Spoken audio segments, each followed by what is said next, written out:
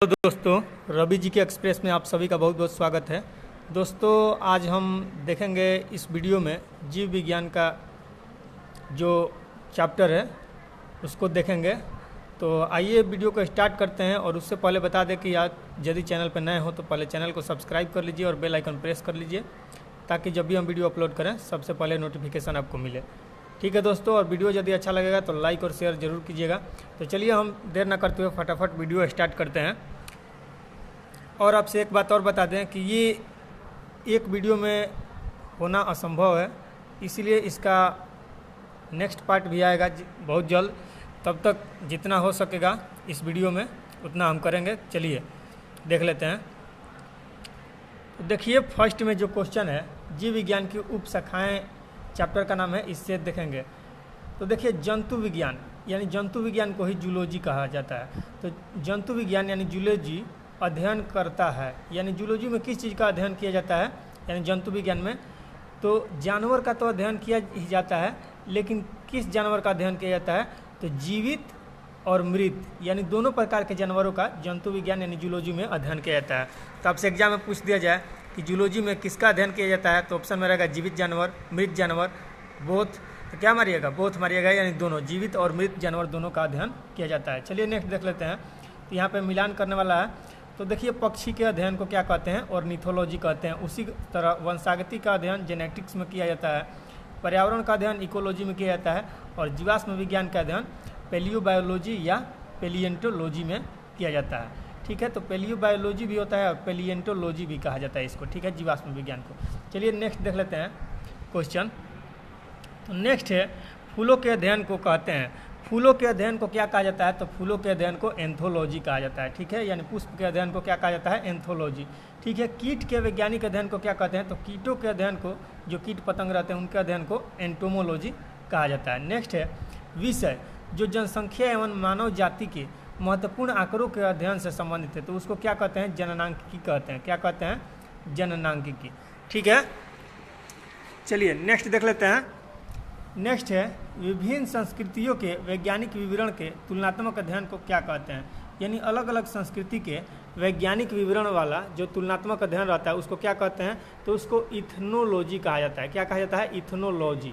ठीक है, विभिन्न संस्कृति रहेगा, अलग अलग प्रकार का कोई कल्चर है, संस्कृति है, उसके वैज्ञानिक विवरण के तुलनात्मक अध्ययन यदि किया जाए तो उसके अध्ययन को क्या कहेंगे? इथनोलॉजी। नेक्स्ट है, जैविक जगत में होने वाले कार्य, गुण व पद्धति के अध्ययन के इस ज्ञान को मशीनी जगत में उपयोग करने को कहते हैं। क्या कहते हैं? बायोनिक्स कहा जाता है। यानी जैविक जगत में होने वाले कार्य, गुण और पद्धति के अध्ययन के इस ज्ञान को मशीनी जगत में उपयोग करने को, जो मशीनी जगत में उपयोग किया जाएगा उसको क्या कहते हैं? बायोनिक्स कहा जाता है। ठीक है, नेक्स्ट देख लीजिए। जैसे आजकल डिजिटल हो गया तो सब तो मशीन से ही काम होता है। तो जैसे आप लोग जाते हैं एग्ज़ाम देने ही, तो क्या होता है वहाँ पे? बायोमेट्रिक लेता है ना जी। तो बायोमेट्रिक क्या होता है? जो जैविक चीज़ रहता है उसको मतलब डिजिटली रूप से हमारा थंब भी ले रहा है, हर चीज़ ले रहा है, तो वो बायोमेट्रिक हो गया। उसी तरह जैविक जगत में होने वाले जितने भी सारे कार्य होते हैं, गुण होते हैं, प्रति उसका अध्ययन मशीनी जगत में किया जाता है, तो उसको ही बायोनिक्स कहा जाता है। ठीक है, चलिए नेक्स्ट देख लेते हैं। आशा करते हैं कि आप समझ गए होंगे। देखिए नेक्स्ट है, पेलियो वनस्पति के अंतर्गत अध्ययन करते हैं। तो पादप जीवाश्म का अभी हम बताएं कि जीवाश्म के अध्ययन को पेलिएंटोलॉजी भी कहा जाता है या पेलियोबायोलॉजी भी कहा जाता है। किसका? जीवाश्म के अध्ययन को। चलिए नेक्स्ट देख लेते हैं। रेशम कीट पालन को कहते हैं तो सेरीकल्चर कहा जाता है। ठीक है, क्या कहा जाता है? रेशम कीट पालन को सेरीकल्चर। ठीक है, बहुत ही इंपॉर्टेंट सेशन होने वाला है, वीडियो में बने रहिएगा, नहीं तो एग्जाम में क्वेश्चन टपकेगा, तब आपको लगेगा कि नहीं गलत हो गया। तो अभी फ़िलहाल अच्छा टॉपिक है तो ध्यान से देखते जाइएगा। छोटा छोटा आपको लगेगा कि अरे ये जानते हैं, लेकिन एग्जाम में कन्फ्यूजन बड़ा हो जाता है दोस्तों। ठीक है, चलिए ज़्यादा क्या कहना है, आप खुद समझ आ रहे हैं। देखिए, मधुमक्खी का उपयोग किया जाता है, यानी मधुमक्खी के अध्ययन को क्या कहते हैं? खासतौर पर बात यही पूछा है, तो एपीकल्चर। ठीक है, यानी एपीकल्चर में मधुमक्खी का अध्ययन किया जाता है। चलिए नेक्स्ट देख लेते हैं। मैचिंग करना है तो मैच द फॉलोइंग करना है। खेती दिया है एक तरफ खेती का नाम करना है। तो देखिए, फूलों की खेती को क्या कहते हैं? फ्लोरिकल्चर कहते हैं। फसलों की खेती यानी जहाँ पर फसल उगाया जाता है उसके अध्ययन को क्या कहते हैं? तो एग्रोनॉमी कहा जाता है। सब्जियों की खेती को ओलेरीकल्चर कहते हैं। जो सब्जी क्या होता है, जो नीचे भोजपुरी में बोले तो कहा जाता है कि उलर पलर के फर रहा है, ठीक है, सब्जी, तो वही हो गया। जितना भी सारा कद्दू देखे होंगे, चिचिंदा देखे होंगे, ये सब जितना भी तरबूजा खरबूजा जो नीचे मतलब पौधा उसका नहीं होता, नीचे पसर कर फैलता है, वो सब सब्जी होता है, उसके अध्ययन को क्या कहते हैं? ओलेरीकल्चर, ठीक है। यानी आप समझ सकते हैं, ट्रिक भी बना सकते हैं। ओलेरीकल्चर जो ओलर पलर के जो फसल उगे, यानी जो सब्जी रहता है नीचे उलर पलर के होता है, तो वही ओलेरीकल्चर होता है। फलों की खेती को पोमोलॉजी कहते हैं।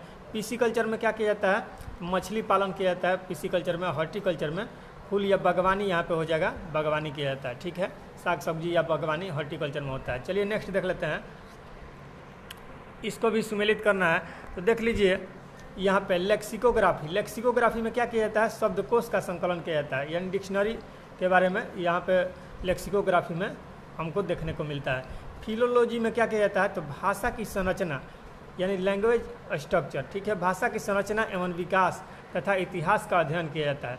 कोई भी लैंग्वेज हो गया, उसका स्ट्रक्चर, उसका डेवलपमेंट और उसका हिस्ट्री का जो स्टडी किया जाता है, किस में किया जाता है? फिलोलॉजी में किया जाता है। लैंग्वेज का स्टडी फिलोलॉजी में किया जाता है। आइकोनोग्राफी में क्या किया जाता है? प्रतिमाओं, चित्रकला का अध्ययन किया जाता है। नहीं, चित्रकला या प्रतिमा का अध्ययन किसमें? आइकोनोग्राफी में, ठीक है। आइकनग्राफी कहिए या आइकोनोग्राफी कहिए, ठीक है। विटीकल्चर में अंगूर का उत्पादन किया जाता है। कीट संवर्धन किससे संबंधित है? तो कीटों की वृद्धि करने का विज्ञान है। वर्मी कल्चर में केचुआ पालन होता है वर्मी कल्चर में, या अर्थवर्म भी कह सकते हैं, क्योंकि ये ऐसा वर्म है जो अर्थ में रहता है, पृथ्वी में रहता है, इसीलिए इसको अर्थवर्म भी केचुआ को कहा जाता है। तो इसमें वर्मी कल्चर में केचुआ पालन का अध्ययन किया जाता है। चलिए नेक्स्ट क्वेश्चन देख लेते हैं। हाँ तो दोस्तों आपके सामने नेक्स्ट क्वेश्चन ये रहा, जीरेंटोलॉजी संबंधित है। तो जीरेंटोलॉजी किस चीज़ से संबंधित है? तो ये देख लीजिए, जीरेंटोलॉजी बहुत भी आई है, वृद्ध जो व्यक्ति होते हैं उनके अध्ययन से संबंधित है, ठीक है। यानी वृद्ध व्यक्ति, बूढ़े व्यक्ति के अध्ययन से जीरेंटोलॉजी संबंधित है। जेनेटिक्स में अध्ययन किया जाता है आनुवंशिकता का और विचरण का, आनुवंशिकता और विचरण का अध्ययन किया जाता है जेनेटिक्स में।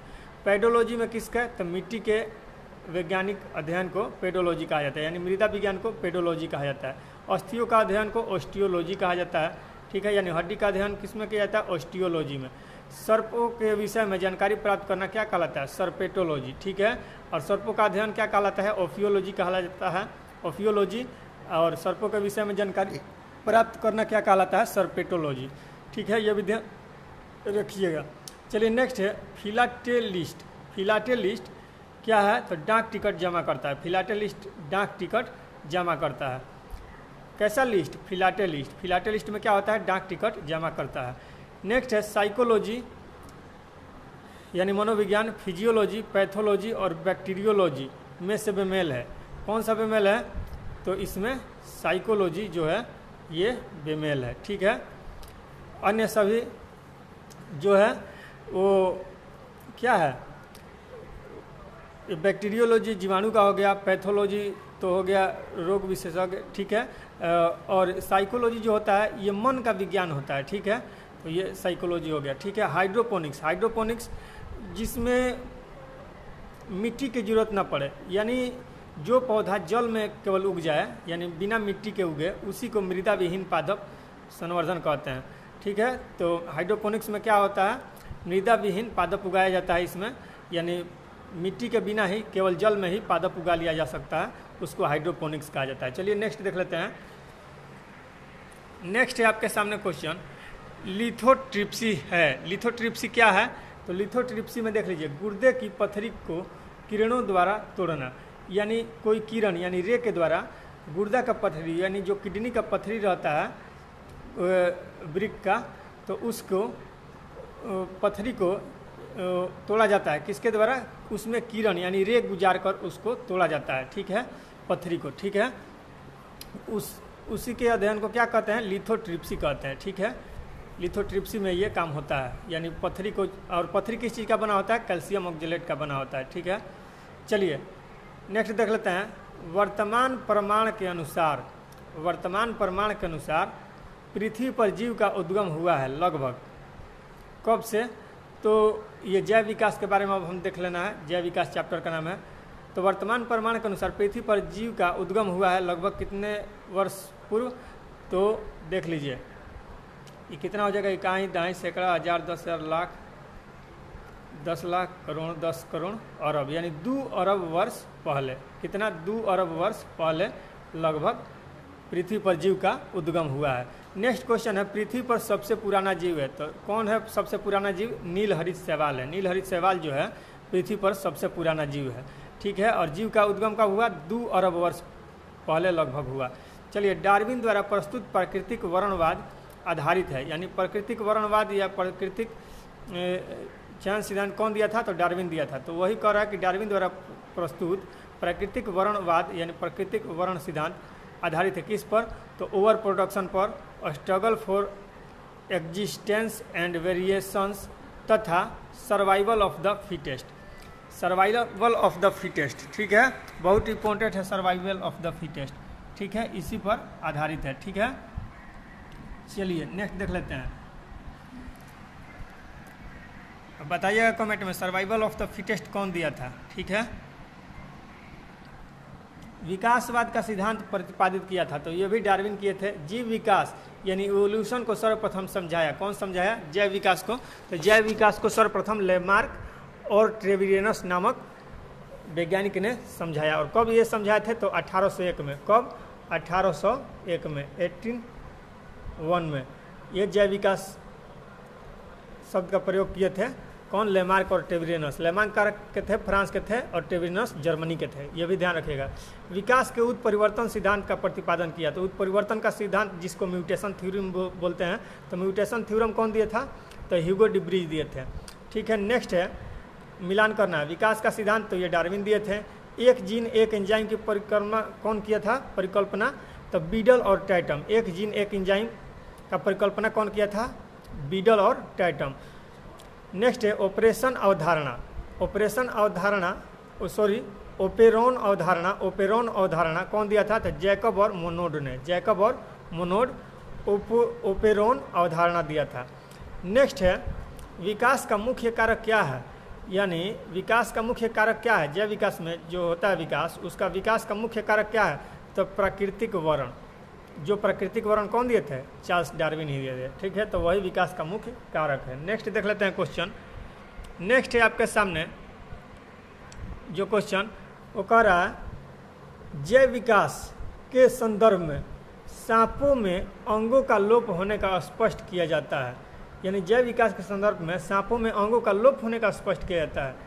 तो अंगों का उपयोग तथा अनुपयोग किए जाने से, ठीक है, अंगों का उपयोग तथा अनुपयोग किए जाने से, यानी कहने का मतलब जो अंग जितना उपयोग होगा वो उतना ही बढ़ता है, जिस अंग का उपयोग नहीं होता है वो नहीं बढ़ पाता है, ठीक है।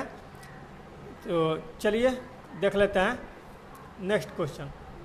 भारत की विशाल वन्य बिल्लियों में से वह जिसके बारे में कहा जाता है कि वह हाल ही में विलुप्त हो गई है, तो वो कौन सी बिल्ली है कि जो हाल ही में विलुप्त हो गई है?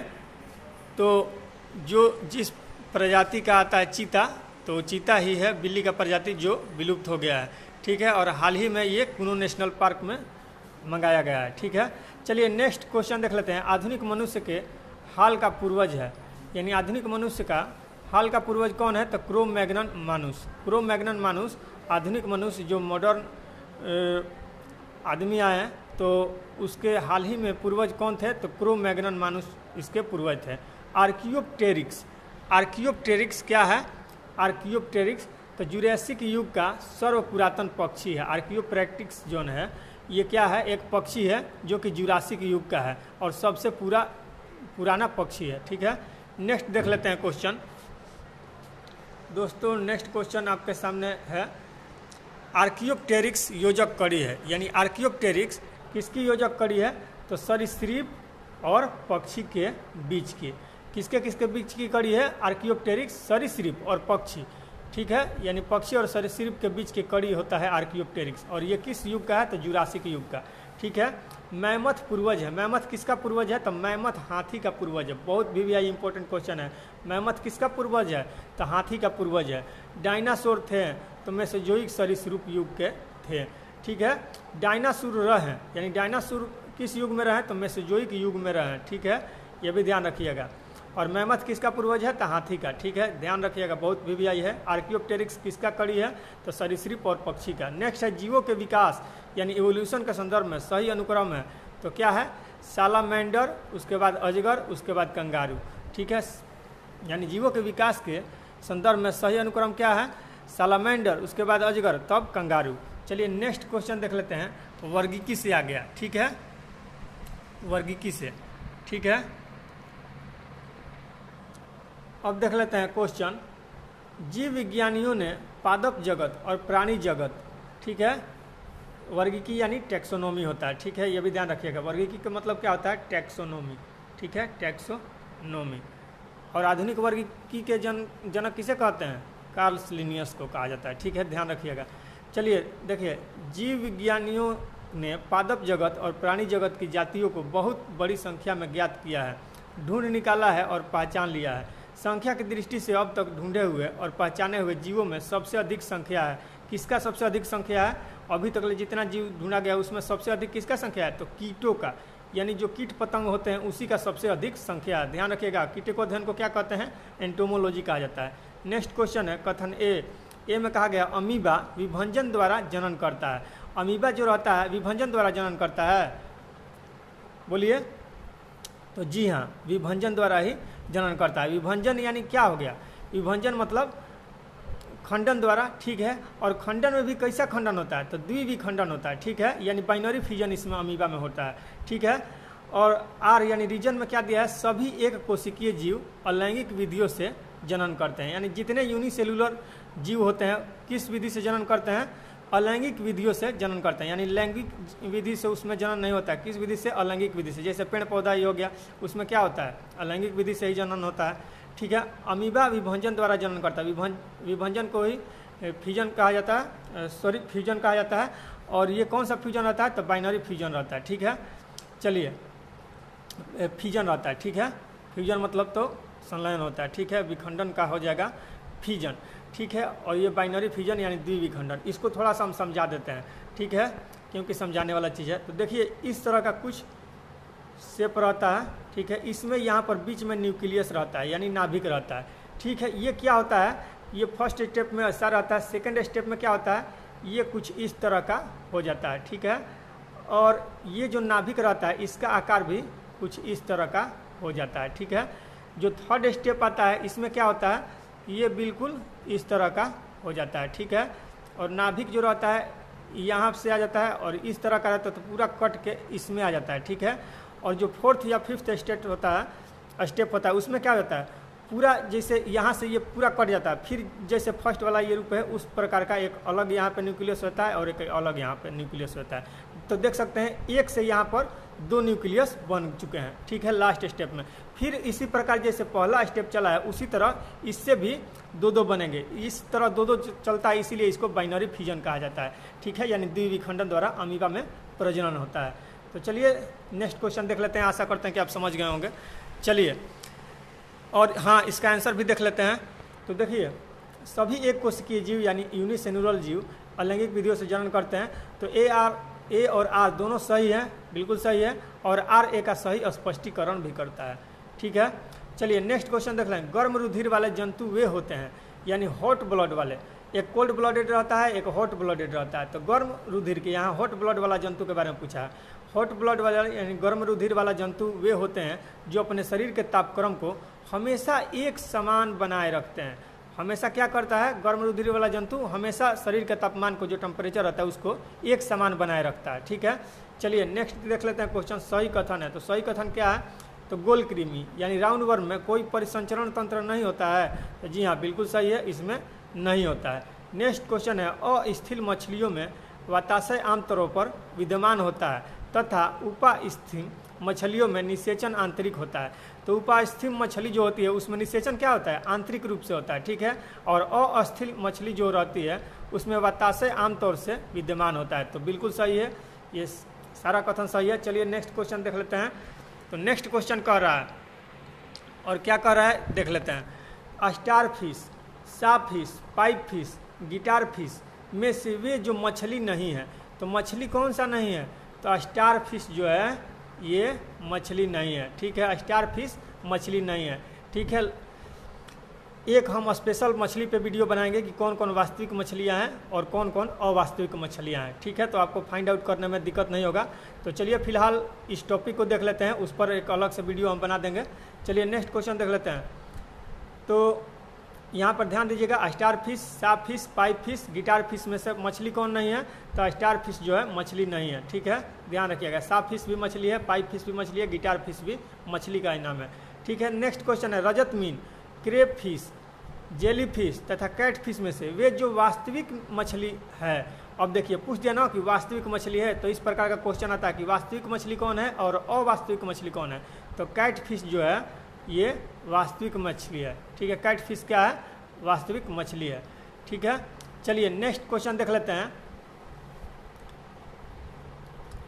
Star fish, jelly fish, dog fish, समुद्री घोड़ा में से वे जो वास्तविक रूप से मछली है। तो समुद्री घोड़ा, समुद्री घोड़ा जो वास्तविक रूप से मछली है, ठीक है। ऐसे तो देखिए इस क्वेश्चन में कन्फ्यूजन है, डॉग फिश भी होता है, ठीक है, यानी कुत्ता मीन भी एक मछली ही होता है, ठीक है, और ये भी वास्तविक मछली में आता है, ठीक है, और यहाँ पे वास्तविक ही पूछा है, तो इस कन्फ्यूजन में थोड़ा सा डाउटनेस है, इस प्रश्न में थोड़ा सा कन्फ्यूजन हो रहा है, डाउटनेस है। तो चलिए, लेकिन यहाँ पे डॉग फिश भी होता है वास्तविक ही, ध्यान रखिएगा, समुद्री घोड़ा भी वास्तविक ही होता है। तो दो दो ऑप्शन दे दिया एक ही में, लेकिन आयोग किसको माना है? समुद्री घोड़ा को माना है, तो ध्यान रखिएगा। चलिए इसको नेक्स्ट है, सबसे बड़ा स्तनपायी है। तो सबसे बड़ा स्तनपायी कौन है? व्हेल मछली, जानबे करते हैं, व्हेल प्राणी है, स्तनपायी वर्ग का होता है, ठीक है, क्योंकि ये दूध पिलाती है, ठीक है। व्हेल स्तनपायी में क्यों होती है? क्योंकि दूध पिलाती है, इसीलिए व्हेल स्तनपायी है, ठीक है। शार्क, स्क्विड, ऑक्टोपस तथा व्हेल में से स्तनपायी कौन है? तो व्हेल है, फिर वही क्वेश्चन रिपीट किया है। नेक्स्ट क्वेश्चन देख लेते हैं। Finback, finback whale, blue whale, sperm whale तथा हम्प बैक व्हेल प्रजातियों में से दांत वाली व्हेलों में विशालतम है, यानी दांत वाली व्हेल में सबसे बड़ी दांत वाली विशालतम व्हेल कौन है? तो स्पर्म व्हेल जो है ये सबसे बड़ी दांत वाली विशालतम व्हेल है, ठीक है। एकिडना, कंगारू, सेही तथा व्हेल में से वे जो अंडे देता है और सीधे बच्चे नहीं देता, ठीक है। तो कौन देता है? एकिडना, एकिडना जो है, ठीक है, याद रखिएगा, मोस्ट वीवीआई क्वेश्चन है। एकिडना जो है ये अंडे देता है और सीधे बच्चे नहीं देता, ठीक है। तो ध्यान रखिएगा, इसको अंडप्रजक स्तनी कहते हैं, ठीक है, यानी इसका दूध भी पिलाता है, ठीक है। कौन कौन रहता है इसके साथ में? एक और नाम रहता है एकिडना और डॉग ब्लॉटिप्लेटस, ठीक है। तो डॉग ब्लॉटिप्लेटस इसमें नहीं दिया है, लेकिन हम बता दे रहे हैं, ये भी जान लीजिए।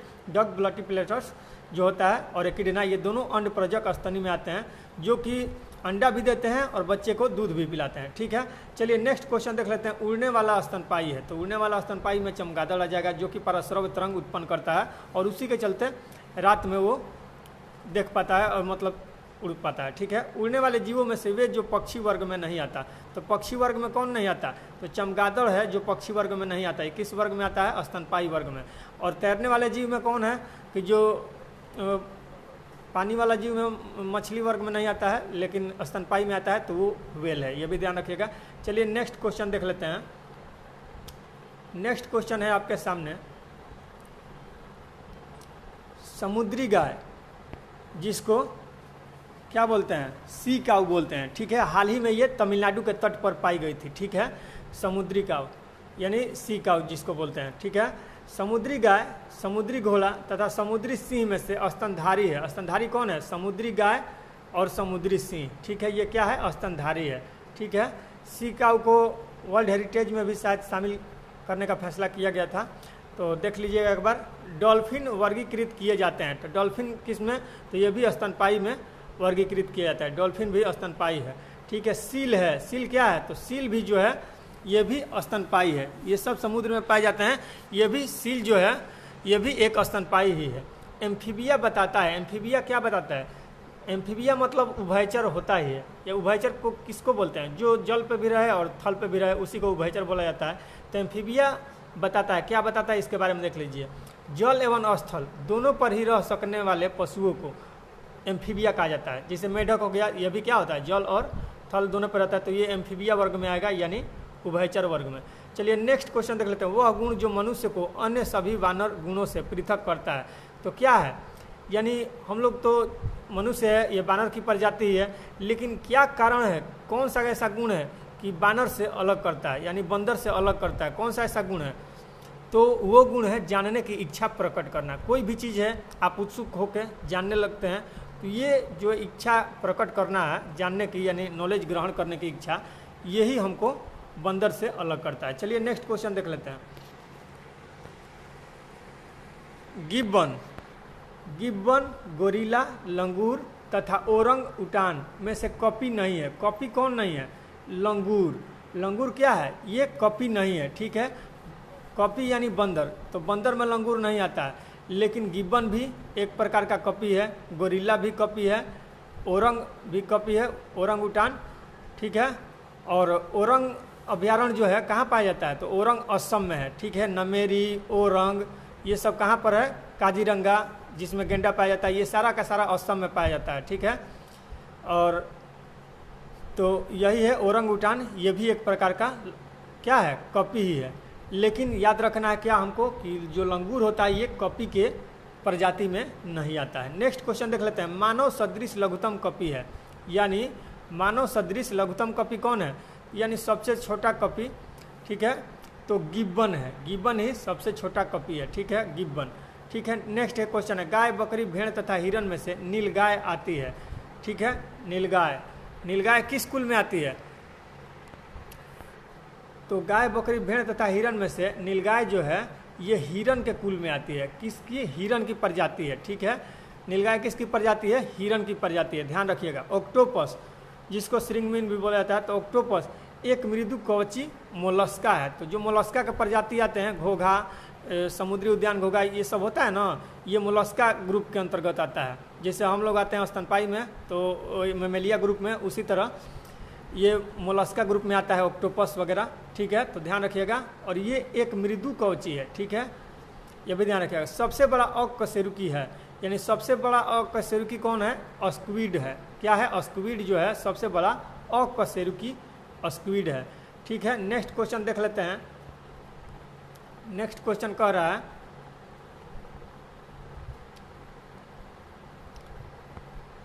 नेक्स्ट क्वेश्चन है, केकड़ा, बरूथी, बिच्छू तथा मकड़ी में से वह जीव जो अन्य तीनों जीवों के वर्ग का नहीं है। तो कौन नहीं है? तो केकड़ा जो है अन्य तीनों वर्ग के जीव का नहीं है, लेकिन बरूथी, बिच्छू और मकड़ी सभी एक ही प्रजाति के हैं, एक ही वर्ग के हैं, ठीक है। लेकिन केकड़ा इसके वर्ग का नहीं है। नेक्स्ट है, व्हाइट लेग हॉर्न एक किस्म है। व्हाइट लेग हॉर्न जो होता है ये किसकी किस्म है? तो कुक्कुटों का किस्म है। व्हाइट लेग हॉर्न किसका किस्म है? कुक्कुट का। कुक्कुट किसे कहते हैं? तो जो आप पोल्ट्री में देखते हैं मुर्गा मुर्गी, उसी को कुक्कुट बोला जाता है, ठीक है। तो कुक्कुट का एक किस्म है, यानी एक उसका नस्ल है व्हाइट लेग हॉर्न, ठीक है। नेक्स्ट है, टिक और माइट वास्तव में होते हैं। टिक और माइट वास्तव में क्या होता है?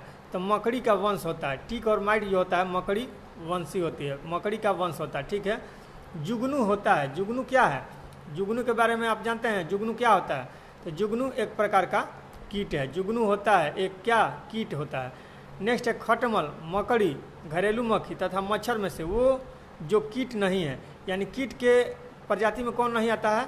तो मकड़ी जो है ये कीट के प्रजाति में नहीं आता है, लेकिन खटमल, घरेलू मक्खी, मच्छर ये सभी कीट के प्रजाति में आते हैं।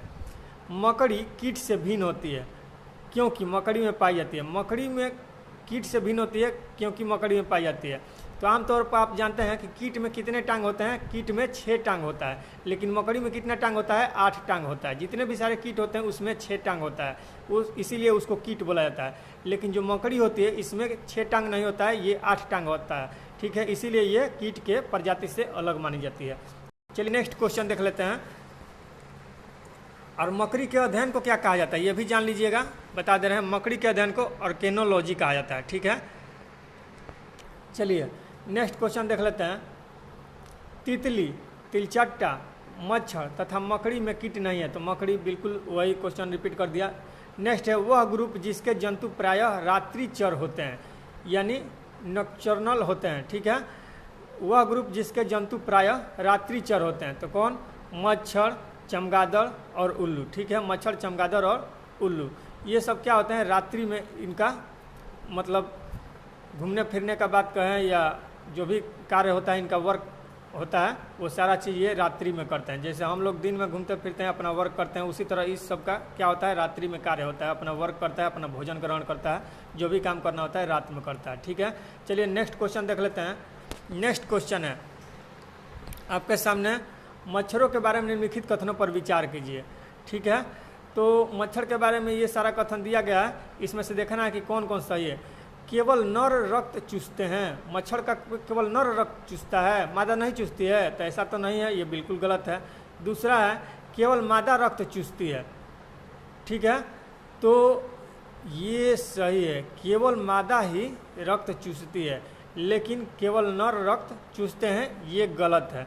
ठीक है, क्योंकि मच्छर का जो नर रहता है वो रक्त ही नहीं चूसता है, क्योंकि जितनी मादा होती है मच्छर में वही रक्त चूसता है। ठीक है, तो मच्छर कोई भी बैठता है हमारे शरीर पर तो हम लोग कहते हैं मच्छर मार दिए, तो वो मच्छर में कौन सा मच्छर होता है, नर होता है कि मादा, तो वो मादा होती है। ठीक है, नर कभी रक्त नहीं चूसता है। ठीक है, नेक्स्ट क्वेश्चन है, मादा पौधों का रस चूसती है। ठीक है, मादा जो होती है पौधों का रस चूसती है, तो बिल्कुल गलत है। मादा की अपेक्षा नर के डैने बड़े होते हैं, तो यह भी बिल्कुल गलत है, मादा की अपेक्षा नर के डैने बड़े नहीं होते हैं। नेक्स्ट है, नर की अपेक्षा मादा के डैने बड़े होते हैं, नर की अपेक्षा मादा के डैने बड़े होते हैं। ठीक है, यानी जो खून चूसेगा उसी का ना डैना बड़ा होगा, तो कौन खून चूसता है, मादा खून चूसती है। ठीक है, तो इसीलिए उसका डैना भी बड़ा हो जाएगा। ठीक है, तो ध्यान रखिएगा, ट्रिक याद रखिएगा, कौन रक्त चूसेगा, खून चूसेगा, मादा चूसेगी, और मादा का ही डैना भी बड़ा होगा। यहाँ नर मच्छर का डैना भी बड़ा नहीं होगा, यानी उसका पंख भी बड़ा नहीं होगा। ठीक है, चलिए तो नेक्स्ट क्वेश्चन देख लेते हैं। नेक्स्ट क्वेश्चन है आपके सामने, मोलाक, ऊंट, जेबरा तथा यूरोमेस्टिक्स में से वह प्राणी जो अपनी आंत्र में जल का संग्रह कर लेता है।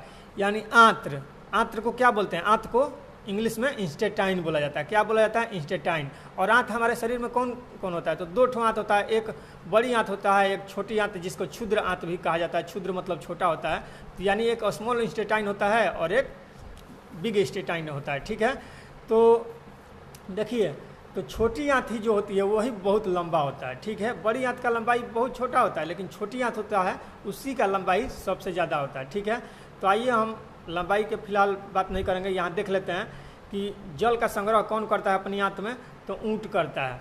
ठीक है, ऊँट जो होता है अपनी आंत में जल का संग्रह कर लेता है, इसीलिए इसको क्या कहा जाता है, रेगिस्तान का जहाज भी कहा जाता है, क्योंकि ये पानी पीकर बहुत दिन तक रह सकता है। और एक बात और जानिएगा, ऊँट का जो कुबड़ होता है उसका प्रयोग वो किस लिए करता है, तो वसा के संग्रह के लिए, यानी जितना भी सारा फैट होता है वहाँ पर वो क्या करता है, स्टोर करके रखता है फैट का अपने कुबड़ में।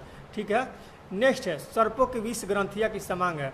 सर्पों की 20 ग्रंथियाँ की समांग है कशेरुकी प्राणियों की लार ग्रंथियों से, यानी जो कशेरुकी प्राणी के लार ग्रंथि रहता है उसी के समान सर्प की 20 ग्रंथि रहती है। जिस प्रकार सर्प का 20 ग्रंथि काम करता है, उसी तरह कशेरुकी की जो प्राणी होते हैं उसकी लार ग्रंथियाँ काम करती है। तो चलिए नेक्स्ट क्वेश्चन देख लेते हैं। नेक्स्ट क्वेश्चन है आपके सामने, सांप के जहरीले विष दंत होते हैं जो रूपांतरित रूप हैं, यानी सांप में तो बहुत सारा दांत होता है, लेकिन जहरीले दांत कुछ ही होते हैं, जो आगे रहता है दो ठो देखते हैं, तो उसी में जहर होता है ज़्यादा। देखिए, सांप के जहरीले विष दंत होते हैं जो रूपांतरित रूप हैं, यानी किसके रूपांतरित रूप है, तो जंभिका दंत के। जंभिका दंत जो होता है उसी का रूपांतरित रूप है। सांप का जहरीला जो विष वाला दांत होता है वो जंभिका दांत का रूपांतरित होता है। ठीक है, चलिए नेक्स्ट क्वेश्चन देख लेते हैं। चट्टान पर उगने वाले पादप कहलाते हैं शैलोद्भिद कहलाते हैं। क्या कहलाते हैं, शैलोद्भिद। ठीक है, जिसको हम लोग क्या कहते हैं, चट्टान पर यानी रोक पे जो पादप उगता है उसको क्या कहते हैं, कमेंट में बताइएगा। इंग्लिश में, हिंदी में उसको शैलोद्भिद कहा जाता है, इंग्लिश में उसको क्या कहते हैं कमेंट में बताइएगा। ठीक है, चलिए और ये भी बता दीजिएगा कि पेड़ों की छालों पर उगने वाले को क्या कहते हैं, यही बताइएगा।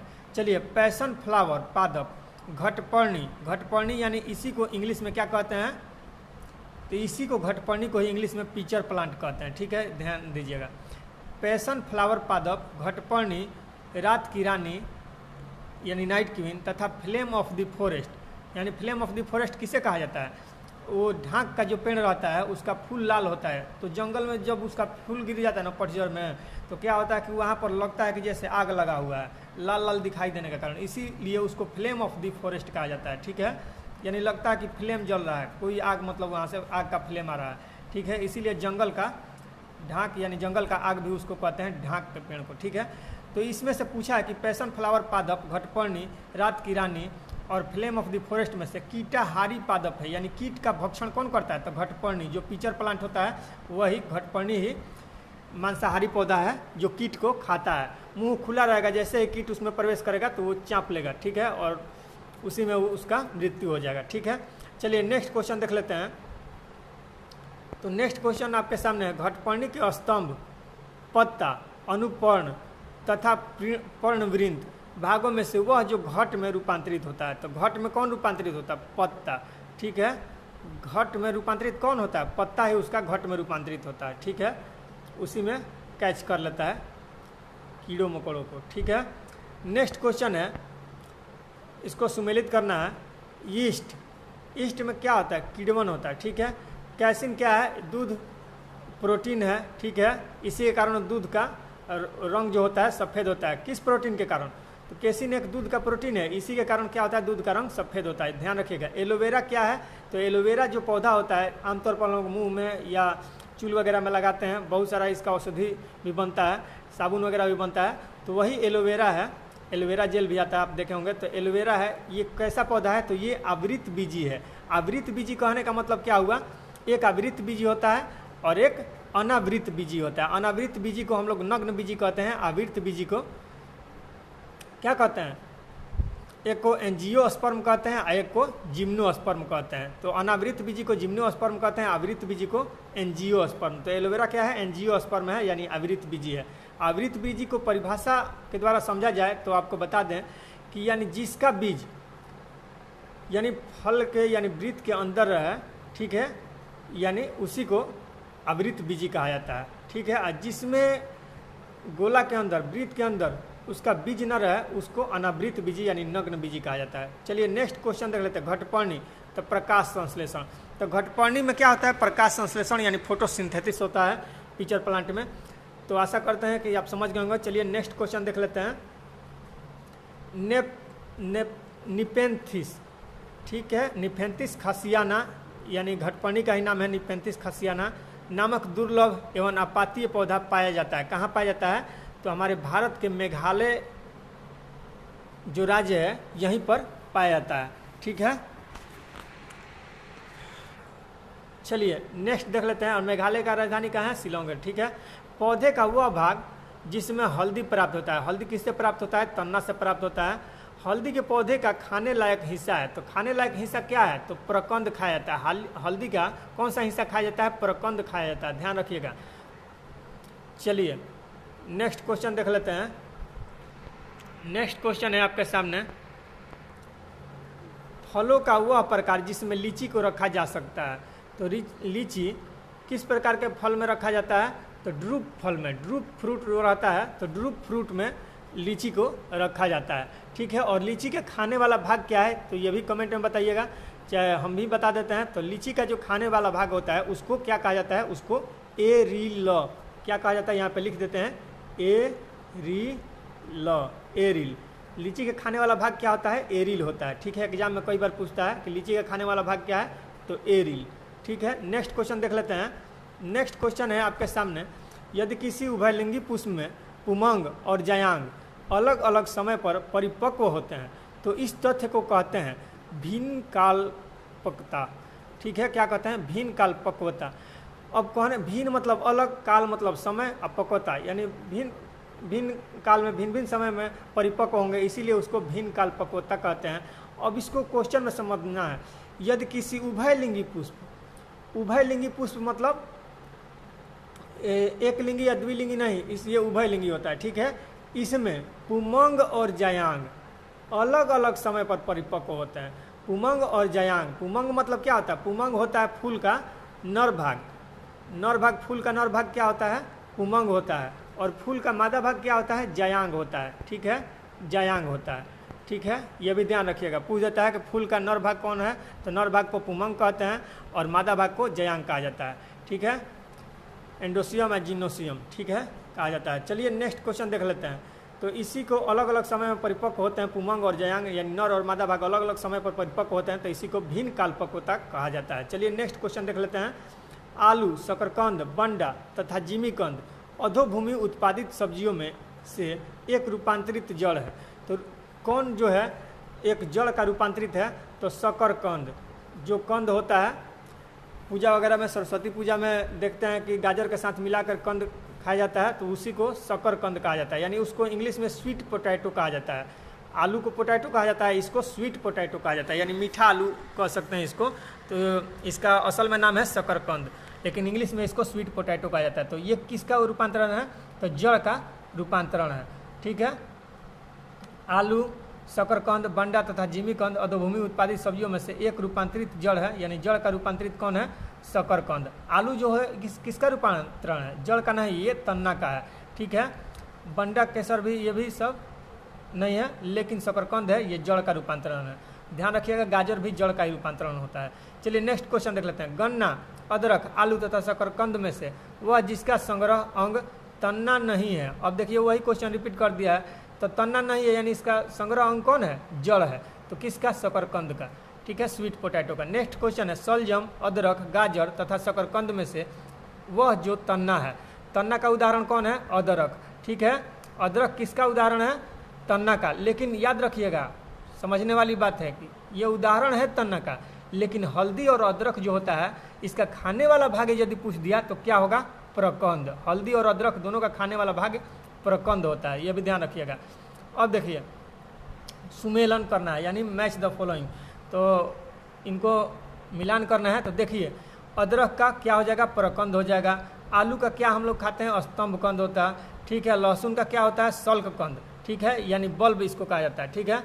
और जिमीकंद, जिमीकंद यानी सूरन, जिमीकंद किसको कहते हैं, सूरन को, ओल को, ठीक है। तो इसका क्या होता है, घन कंद, ठीक है। तो अदरक का खाने वाला भाग प्रकंद होता है, आलू का स्तंभ कंद होता है, लहसुन का सल्क कंद यानी इसको इंग्लिश में बल्ब कहते हैं, ठीक है। और जिमीकंद यानी सूरन को क्या खाने वाला भाग को कहते हैं, घन कंद, ठीक है, घन कंद, ठीक है। नेक्स्ट क्वेश्चन देख लेते हैं।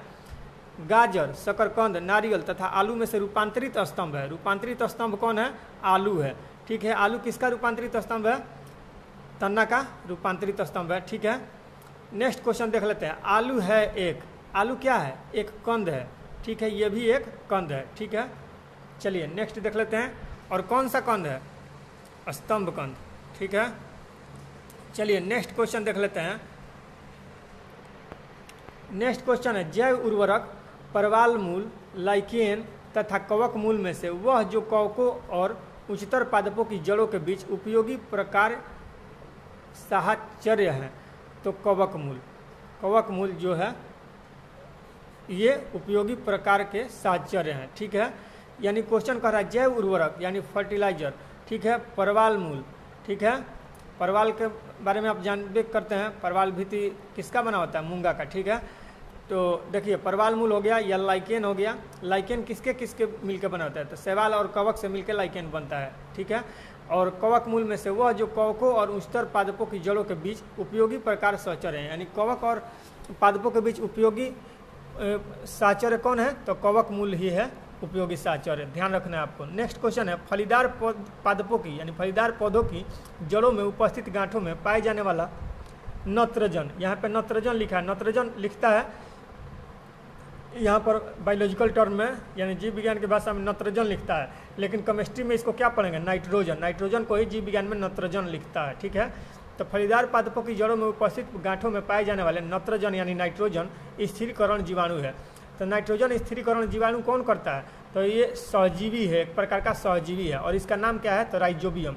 जैसे मूंगफली हो गया या कोई दलहनी फसल होता है, तो उसके जड़ में कौन सा जीवाणु पाया जाता है, तो राइजोबियम नामक जीवाणु पाया जाता है, जो क्या करता है कि नाइट्रोजन का स्थिरीकरण कर देता है। जैसे हम लोग कोई फसल बोएं तो उसमें मान लीजिए नाइट्रोजन की कमी हो गया मिट्टी में, तो क्या हम लोग दाल वाला फसल उगा देते हैं तो उसमें थोड़ा कम खाद भी मारेंगे, थोड़ा कम भी उर्वरक देंगे, नाइट्रोजन का मात्रा कम भी देंगे, तो उसमें से पहले से राइजोबियम नामक जीवाणु उसमें नाइट्रोजन बना देता है। ठीक है, जिस प्रकार जो ये होता है क्या बोलते हैं, ये वर्म होता है, अर्थवर्म, यानी जिसको हम लोग केचुआ बोलते हैं, तो ये क्या करता है, ये भी मिट्टी में उर्वरक का काम करता है, इससे भी खाद बनाया जाता है, जैव उर्वरक बनाया जाता है। उसी तरह जो दलहनी पौधे हैं उसके जड़ों में राइजोबियम नामक जीवाणु पाए जाते हैं जो कि नाइट्रोजन का उत्पादन कर देते हैं। ठीक है, तो फसल हमारा अच्छा होता है नेक्स्ट सीजन में। चलिए नेक्स्ट क्वेश्चन देख लेते हैं। नेक्स्ट क्वेश्चन है आपके सामने,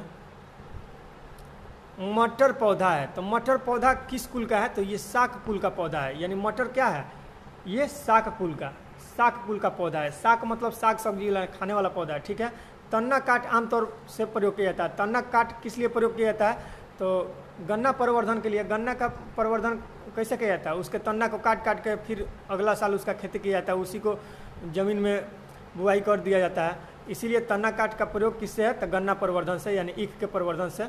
ठीक है, लौंग है, तो लौंग क्या है, बंद कलियाँ हैं। और लौंग किससे प्राप्त होता है, ये भी पूछता है क्वेश्चन, लौंग किससे प्राप्त होता है, तो यह आप पूछ देगा कि लौंग मतलब क्या है, तो ये सूखी हुई पुष्प कली है। और कैसी कली है, तो बंद कली है। ठीक है, और सूखी हुई पुष्प कली होती है। ठीक है, ये भी ध्यान रखिएगा। देखिए नेक्स्ट क्वेश्चन है, जीरा, लौंग, काली मिर्च तथा हल्दी में से वो जो पुष्प कलिका होती है। अब देखिए यहाँ पे पूछ दिया ना, पुष्प कलिका यानी पुष्प की कली होती है, कौन होती है, तो लौंग होता है। और कहीं कहीं पूछ देता है कि ये कैसी पुष्प कलिका होती है, तो सूखी हुई पुष्प कलिका होती है, ध्यान रखिएगा। चलिए नेक्स्ट क्वेश्चन देख लेते हैं। लौंग प्राप्त होता है शुष्क पुष्प कली से। देखिए यहाँ पे फिर क्वेश्चन वही आ गया, शुष्क पुष्प कली दे दिया, यानी शुष्क मतलब क्या होता है, सूखा होता है, ध्यान रखिएगा। नेक्स्ट क्वेश्चन है आपके सामने, सुमेलित कीजिए यानी मिलान कीजिए। अदरक, अदरक में क्या होता है, राइजोम होता है, अदरक में राइजोम होता है। केसर, केसर क्या होता है, पुष्प की वर्तिका एवं वर्तिकाग्र।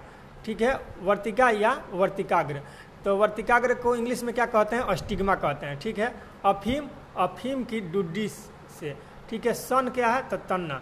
ठीक है, तो ये मिलान करने वाला था। अदरक का राइजोम हो जाएगा, केसर का पुष्प की वर्तिका या वर्तिकाग्र।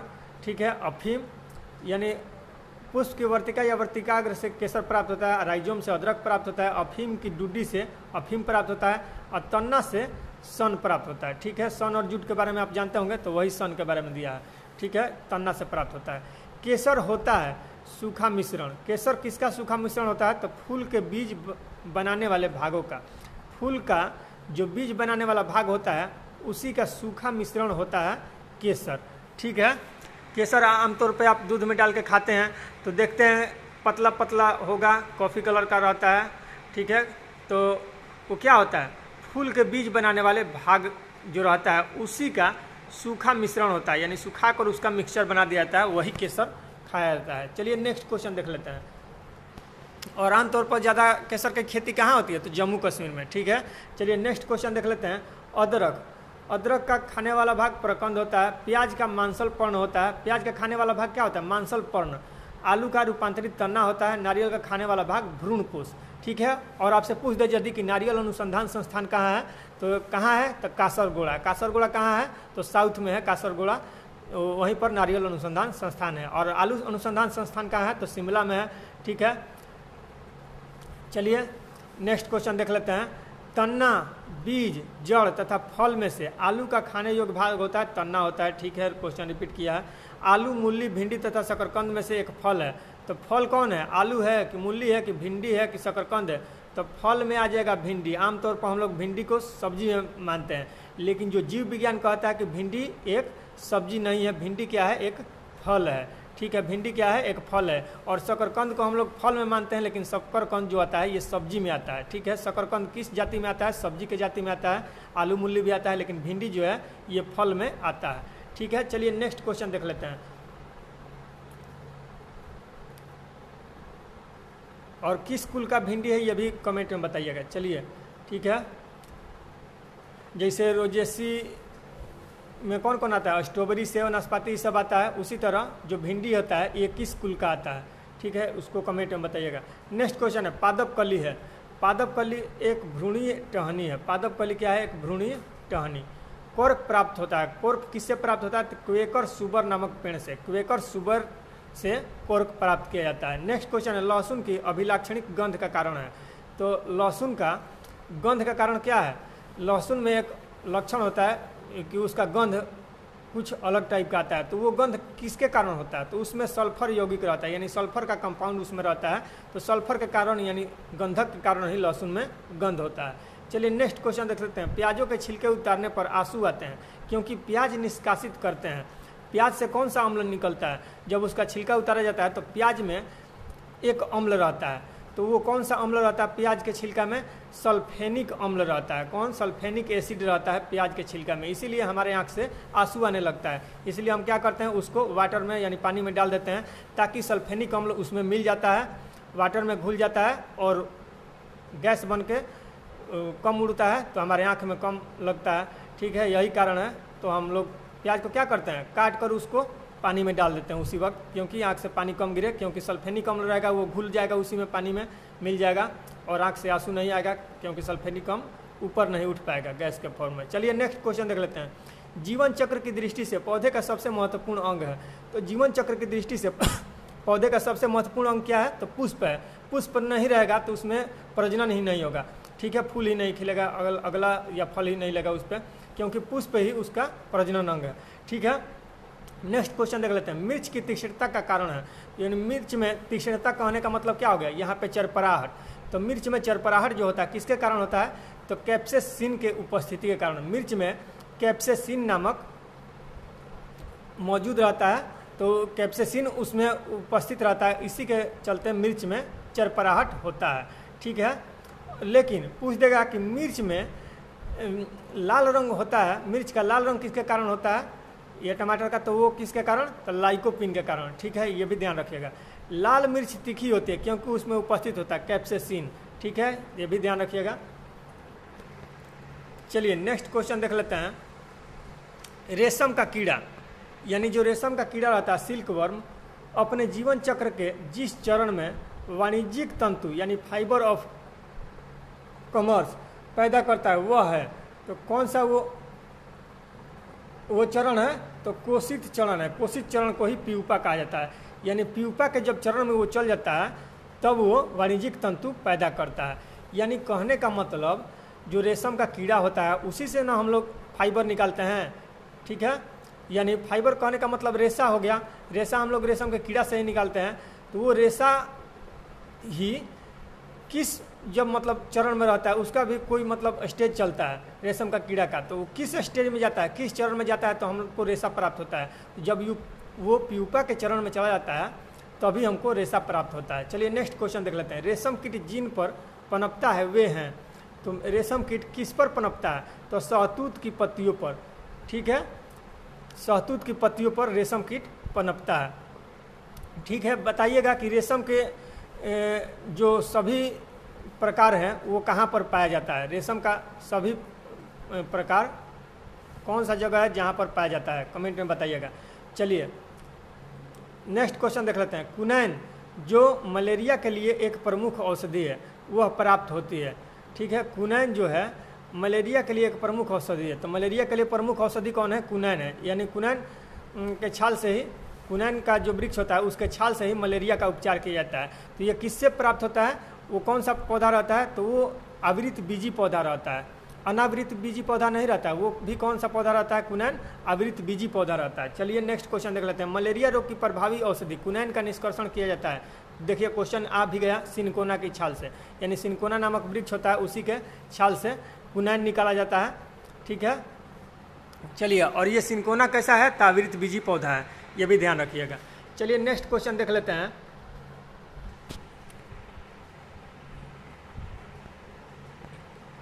तो देखिए दोस्तों, नेक्स्ट क्वेश्चन है आपके सामने। मलेरिया निदान हेतु आर्टीथर नाम की औषधि प्राप्त होती है। मलेरिया के लिए क्विनैन नामक औषधि तो सिनकोना के छाल से प्राप्त ही किया जाता है, लेकिन इसके मलेरिया के लिए आर्टीथर नामक औषधि भी प्राप्त होती है। तो ये किससे प्राप्त होता है? तो बीजीय पादप से, यानी बीज वाले पादप से प्राप्त होता है। नेक्स्ट क्वेश्चन है। सिनकोना के छाल से प्राप्त औषधि को मलेरिया के उपचार के लिए प्रयुक्त किया जाता था, जिस कृत्रिम औषधि ने इस प्राकृतिक उत्पाद को प्रतिस्थापित किया है वह कौन है? तो क्लोरोक्विन। क्लोरोक्विन यानी सबसे पहले जब क्लोरोक्विन नहीं था तो किसका बहुतायत में यानी बहुत मात्रा में यूज किया जाता था मलेरिया के उपचार के लिए? तो सिनकोना के छाल से जो कुनैन निकाला जाता था उसका प्रयोग किया जाता था। लेकिन अब हमारे पास कृत्रिम दवा आ गया, कृत्रिम औषधि आ गया जो डॉक्टरों के पास उपलब्ध है। तो वो कौन सी दवा है? क्लोरोक्विन। तो मलेरिया के उपचार में क्लोरोक्विन दवा उपयोग किया जाता है, ध्यान रखिएगा। नेक्स्ट क्वेश्चन है लाइकेन, प्रोटोजोआ, साइनो जीवाणु यानी साइनोबैक्टीरिया भी इसको बोल सकते हैं, तथा डाइटम में से जीवों का वह समूह जिसका डूबने से हुई मृत्यु का पता लगाने में महत्व है। यानी कोई व्यक्ति या कोई जीव, मान लीजिए कोई जीव जंतु डूब गया तो डूबने से उसके मृत्यु का पता लगाने में महत्व किसका है इसमें से? तो डाइटम का। डाइटम भी एक प्रकार का जीवाणु है। तो डाइटम से ही डूबे हुए व्यक्ति की मृत्यु का पता लगाया जाता है डाइटम नामक जीवाणु से। ठीक है, चलिए नेक्स्ट क्वेश्चन देखते हैं। नेक्स्ट क्वेश्चन है शहतूत का फल है। शहतूत का फल क्या है? तो सोरोसिस। सोरोसिस जो है शहतूत का फल है। ठीक है, और एक बीमारी भी होता है उसको बोलते हैं सिरोसिस। ठीक है, तो ध्यान रखिएगा, ये शहतूत का फल है सोरोसिस। ठीक है, नेक्स्ट क्वेश्चन है सन, पटसन, जूट तथा कपास में से वह जो पौधों के तने का उत्पाद नहीं है। तो पौधे का तने का उत्पाद कौन नहीं है? कपास नहीं है। कपास कहाँ से प्राप्त होता है? तो बीज से प्राप्त होता है। कपास कहाँ से प्राप्त होता है? बीज से प्राप्त होता है। क्वेश्चन भी पूछता है तो ध्यान रखिएगा।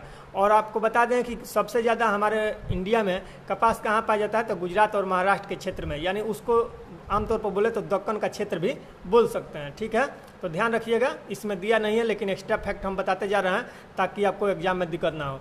ठीक है, चलिए नेक्स्ट क्वेश्चन देख लेते हैं। नेक्स्ट क्वेश्चन है आपके सामने, लेग हीमोग्लोबिन पाई जाती है। लेग हीमोग्लोबिन किस में पाई जाती है? लेग्यूमो मूल ग्रंथियों में। लेग्यूम मूल ग्रंथियों में लेग हीमोग्लोबिन पाई जाती है। नेक्स्ट क्वेश्चन देख लेते हैं। बौना गेहूं, संकर मक्का, टीटीकेल तथा सोयाबीन में से वह जो मानव निर्मित धान्य है तथा जो प्रकृति में नहीं पाया जाता है तो कौन है? टीटीकेल। टीटीकेल टीटीकेल आपको कमेंट में बताना है कि टीटीकेल जो है ये मानव द्वारा बनाया गया है, ये किसका किसका संकर है। ठीक है, टीटीकेल जो है ये किसका संकर है हमको ये बताना है। ठीक है, चलिए नेक्स्ट क्वेश्चन देख लेते हैं। नेक्स्ट क्वेश्चन आपके सामने है, ये भी देख लेते हैं क्वेश्चन। कैनोला मानव उपभोग के लिए उगाई गई विशिष्ट प्रकार की तिलहन सरसों यानी ऑयल सीड मस्टर्ड की किस्मों को निर्दिष्ट करता है। इन किस्मों की मुख्य विशेषता यह है कि इनके तेल में इरूसिक अम्ल की बहुत अल्प मात्रा होती है। कौन सी अम्ल की अल्प मात्रा होती है? इनके तेल में इरूसिक अम्ल। कौन सा अम्ल? इरूसिक अम्ल यानी इरूसिक एसिड की बहुत अल्प मात्रा यानी कम मात्रा होती है। ठीक है, चलिए नेक्स्ट क्वेश्चन देख लेते हैं। सूक्ष्म जीवाणु बैक्टीरिया को देखा जा सकता है, यानी सूक्ष्म जीवाणु यानी जो बैक्टीरिया होता है उसको देखा जा सकता है किसके द्वारा? तो कंपाउंड खुर्दबीन द्वारा। कंपाउंड खुर्दबीन द्वारा यानी इसको सूक्ष्म जीवाणु को ही इंग्लिश में बैक्टीरिया बोला जाता है। चलिए नेक्स्ट देख लेते हैं। नेक्स्ट क्वेश्चन है स्पंजी टिश्यू यानी स्पंजी ऊतक एक ऐसी गंभीर समस्या है जिसके कारण आम की जिस प्रजाति का निर्यात कुप्रभावित हो रहा है वह है कौन सा आम? तो अल्फांसो। ठीक है, अल्फांसो जो आम की प्रजाति है इसमें एक मतलब गंभीर समस्या यानी बहुत ज़्यादा प्रॉब्लम पाया जा रहा है। वो कौन सा प्रॉब्लम का नाम है? स्पंजी टिश्यू यानी स्पंजी ऊतक इसमें पाया जाता है अल्फांसो आम की प्रजाति में। ठीक है, इसी के कारण इस आम की प्रजाति का निर्यात कम होते जा रहा है धीरे धीरे। ठीक है, और आपको बता दें कि जो अल्फांसो आम होता है ये कहाँ पर सबसे ज़्यादा होता है? तो ये महाराष्ट्र में। ठीक है, महाराष्ट्र में अल्फांसो आम की प्रजाति बहुत है। ठीक है, चलिए नेक्स्ट क्वेश्चन देख लेते हैं। और आम का एक अच्छा प्रजाति है ये अल्फांसो आम। ठीक है, ये भी ध्यान रखिएगा।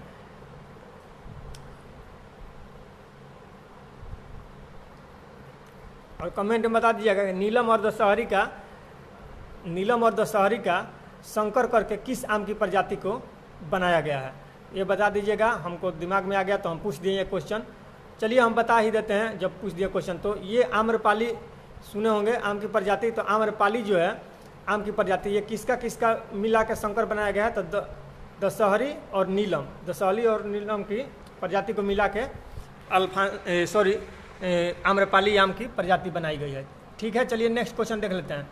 कथन में ए में कह रहा है कुछ जीवाणु अपना भोजन संश्लेषित कर सकते हैं, कुछ जीवाणु जो है बैक्टीरिया है अपना भोजन संश्लेषित कर सकते हैं, तो बिल्कुल हाँ सही है।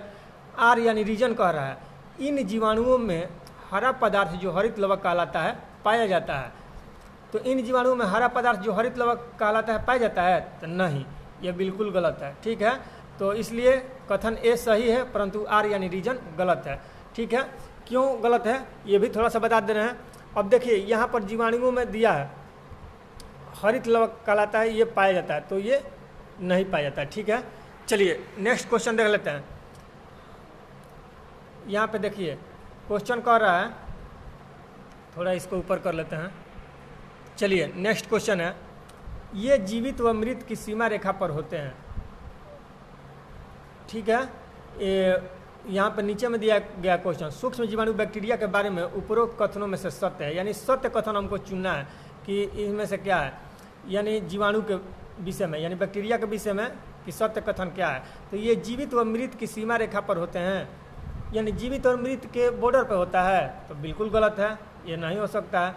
ये वनस्पति व जानवर की सीमा रेखा पर होते हैं, ये भी गलत है। नेक्स्ट है ये फूल देने वाली व फूल न देने वाली वनस्पतियों की सीमा रेखा पर होते हैं, ये भी बिल्कुल गलत है। ठीक है, तो इसमें से कोई नहीं होगा, उपयुक्त में से कोई नहीं। तो यदि बैक्टीरिया का बात आया ही है तो इसमें तो दिया नहीं है, लेकिन अलग से बता देते हैं, कुछ फैक्ट और जान लीजिए। तो बैक्टीरिया का सर्वप्रथम खोज कौन किया था, तो लीवेनहॉक वैज्ञानिक किए थे। बैक्टीरिया का खोज कौन किया था, लीवेनहॉक नामक वैज्ञानिक ने किए थे। ठीक है, और बैक्टीरिया को हिंदी में क्या कहते हैं, जीवाणु कहते हैं। ठीक है, और जीवाणु से होने वाले रोग कौन कौन है, तो ये भी जान लीजिए कि जीवाणु से होने वाला रोग कौन कौन होता है। तो आप जानते हैं कि जीवाणु से होने वाला रोग जो है तपेदिक है। ठीक है, ये सब भी जीवाणु से ही होता है, टिटनेस होता है। ठीक है, सब जीवाणु से ही होता है। नेक्स्ट क्वेश्चन देख लेते हैं।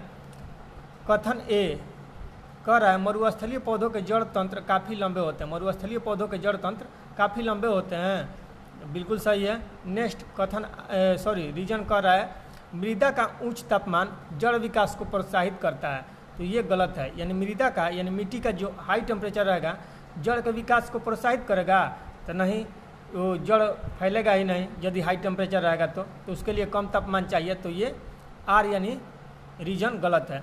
तो ए सही है, लेकिन मरुस्थलीय पौधे यानी रेगिस्तान वाले जो पौधे के जड़ तंत्र काफ़ी लंबे होते हैं। ठीक है, ये सही है।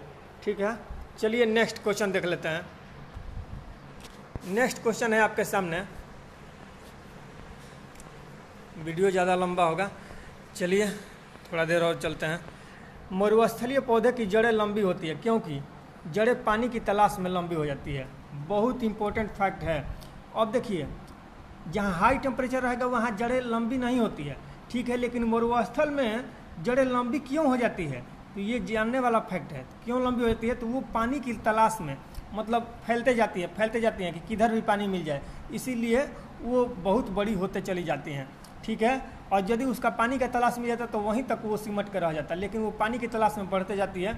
ऊपर मतलब जो रहता है पृथ्वी के ऊपर जो उसका टहनी दिखाई देगा वो तो छोटा रहता है, लेकिन जो अंदर का जड़ रहता है बहुत नीचे फैलते जाता है। क्यों फैलते जाता है, तो इसके पीछे साइंटिफिकल रीजन है कि जड़ें पानी की तलाश में लंबी होते जाती है। ठीक है, नेक्स्ट क्वेश्चन है मरुस्थल में फ्रिएटोफाइट्स मिलते हैं, यानी ऐसे पादप जिनमें लंबी मूसला जड़ होती है।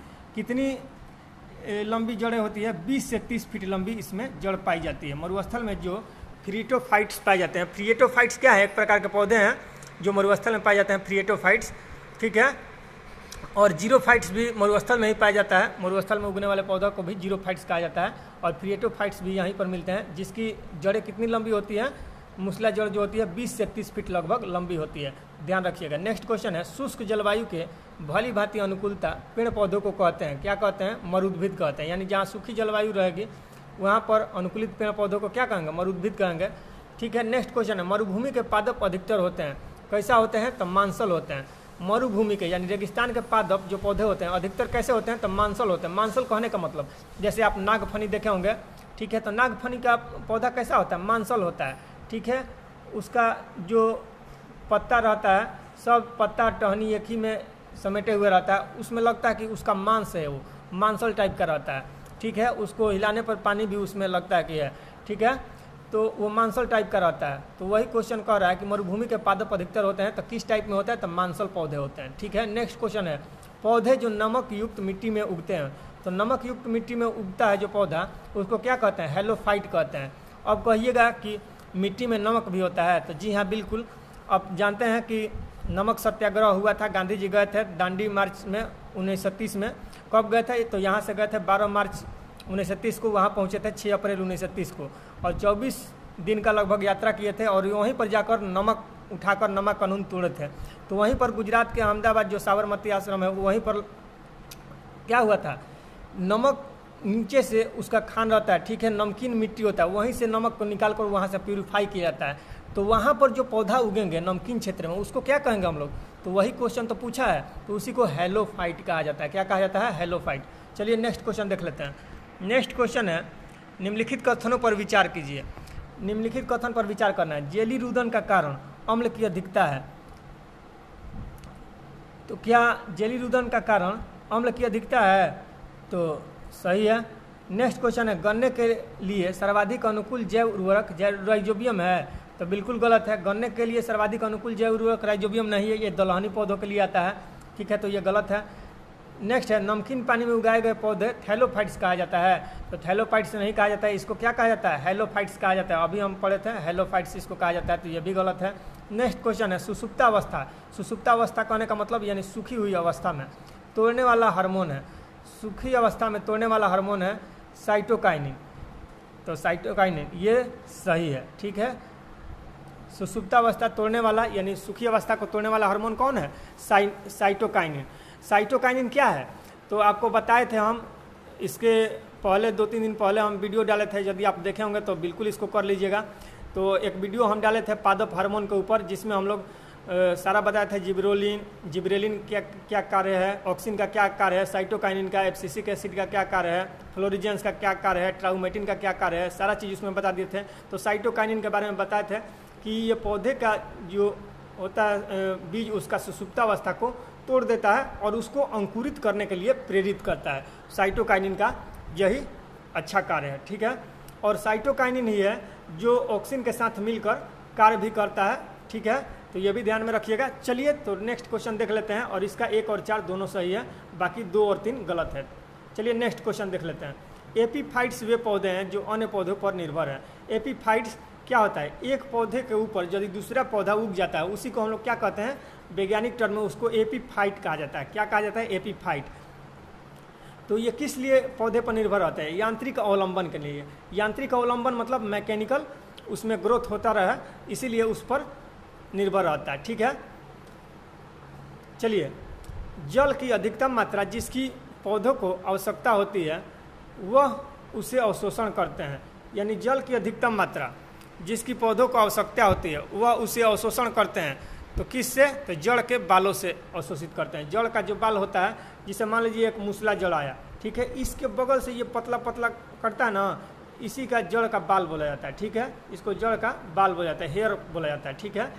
तो इसी से वो क्या करते हैं, जल का अवशोषण करते हैं। मेन मूसला जड़ जो होती है, इससे जल का अवशोषण नहीं होता है, उसमें छोटा छोटा जो पतला पतला कटा रहता है ना हेयर, उसी से जल का अवशोषण होता है, ठीक है। तो आशा करते हैं कि आप समझ गए होंगे। चलिए नेक्स्ट क्वेश्चन देखते हैं। हाइड्रोफाइट कहते हैं, तो हाइड्रोफाइट किसे कहते हैं, हाइड्रोफाइट एक जलीय पौधे को यानी मृदा विहीन पौधे को ही हाइड्रोफाइट कहा जाता है। जिसमें मिट्टी के बिना ही पौधे को उगा लिया जाए, केवल पानी में ही पौधा उग जाए, उसको हम लोग क्या कहते हैं, हाइड्रोफाइट, या इस मतलब टर्म को हाइड्रोपोनिक्स भी कहा जाता है। चलिए नेक्स्ट क्वेश्चन देख लेते हैं। पौधों द्वारा ली गई विकिरण ऊर्जा का परिणाम, यानी पौधों द्वारा ली गई विकिरण ऊर्जा का परिणाम क्या है, तो जल का प्रकाशीय अपघटन होता है। जल का क्या होता है, प्रकाशीय अपघटन होता है, ठीक है। नेक्स्ट क्वेश्चन देख लेते हैं। तो नेक्स्ट क्वेश्चन है आपके सामने, नेक्स्ट क्वेश्चन है मिलान करने वाला। तो स्वजीवी, स्वजीवी कौन है, उत्पादक जो है वो स्वजीवी है, यानी अपने आप मतलब जो भोजन ग्रहण करता है उसको स्वजीवी कहते हैं, उत्पादक कहते हैं। परोपजीवी यानी दूसरे पर आधारित है, कौन, उपभोक्ता। अमृतोपजीवी, मृतोपजीवी कौन है, विबंधक। विबंधक जो है वो मृतोपजीवी है, यानी मृत चीज़ पर वो आश्रित हैं, ठीक है। उत्पादक हो गया वो स्वजीवी में आता है। उत्पादक में क्या आ जाएगा? उत्पादक में जैसे पेड़ पौधा हो गया, ये सब उत्पादक में आएंगे। ठीक है, ये आप इन्वायरमेंट चैप्टर में पढ़ेंगे आगे चल के। तो नेक्स्ट वीडियो अगला हम हो सके तो उसका ही डाल देंगे, इन्वायरमेंट का ही। तो आप समझ लीजिए थोड़ा सा, उत्पादक में आता है, पेड़ पौधे जितने होते हैं उत्पादक में आते हैं। ठीक है, यानी ये अपना भोजन खुद बनाते हैं। ठीक है, दूसरे पर आश्रित नहीं होते हैं, इसी को उत्पादक कहा जाता है। ठीक है, इसीलिए इसको स्वजीवी कहते हैं। और इसको जो खाते हैं उसको उपभोक्ता कहते हैं। तो उपभोक्ता में 3 प्रकार के होते हैं, प्राथमिक उपभोक्ता, द्वितीयक उपभोक्ता, तृतीयक उपभोक्ता। ठीक है, तो प्राथमिक उपभोक्ता में जो उत्पादक को खाता है उसको प्राथमिक उपभोक्ता कहते हैं। जैसे गाय, भैंस, बकरी, ये सब हो गया प्राथमिक उपभोक्ता हो गया। ये क्या करता है? उत्पादक को, यानी पेड़ पौधे को खा जाता है। अब इसको क्या करता है? गाय भैंस को या बकरी वगैरह को, इसको आदमी खा जाता है। तो ये आदमी होता है द्वितीयक उपभोक्ता में आता है। और ये आदमी को शेर, बाघ ये सब खा जाता है, तो बाघ ये सब तृतीयक उपभोक्ता में आ जाता है। ठीक है, और मृतोपजीवी में क्या आता है? जितने घटक वगैरह हो गया ये सब आ जाता है मृतोपजीवी में। चलिए नेक्स्ट क्वेश्चन देख लेते हैं। प्रथम पोषक स्तर के अंतर्गत आते हैं। तो हरित पादप जो होते हैं वो प्रथम पोषक स्तर के अंतर्गत आते हैं, हरित पादप। ठीक है, नेक्स्ट क्वेश्चन देख लेते हैं। नेक्स्ट क्वेश्चन आपके सामने है, आर्कीबैक्टीरिया के एक समूह को उत्पादन के लिए उपयोग में लाया जाता है। यानी आर्कीबैक्टीरिया के एक समूह को उत्पादन के लिए उपयोग में लाया जाता है। किसके उत्पादन के लिए? तो मीथेन के उत्पादन के लिए आर्कीबैक्टीरिया के समूह को उपयोग में लाया जाता है। अब मीथेन का फॉर्मूला क्या होता है? CH4। ठीक है, कार्बन 1 भाग और हाइड्रोजन 4 भाग रहता है उसमें। ठीक है, मीथेन किसका कंपाउंड है?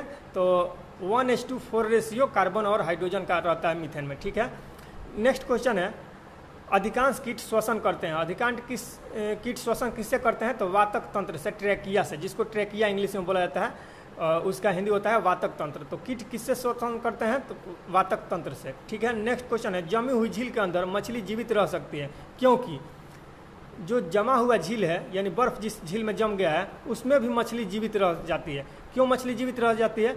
क्योंकि तली के निकट का पानी जमता नहीं है। जो तली के बर्फ के नीचे का पानी रहता है वो जमता नहीं है, उसी में मछली जी लेती है। ठीक है, और आप पढ़े ही होंगे BOD। ठीक है, यानी जल में ऑक्सीजन मतलब घुला हुआ रहता है, तो उसी से वो सांस ले लेती है।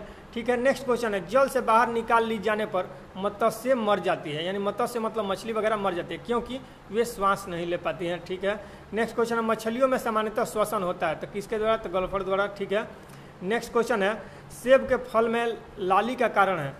बिल्कुल अच्छा सवाल है। सेब के फल में जो लाल रंग होता है तो लाली का उसका कारण क्या है? एंथोसायनिन। ठीक है, लेकिन सेब में कौन सा अम्ल पाया जाता है पूछ देता है, तो वो मैलिक अम्ल हो जाएगा। कौन अम्ल? मैलिक अम्ल, याद रखिएगा, मैलिक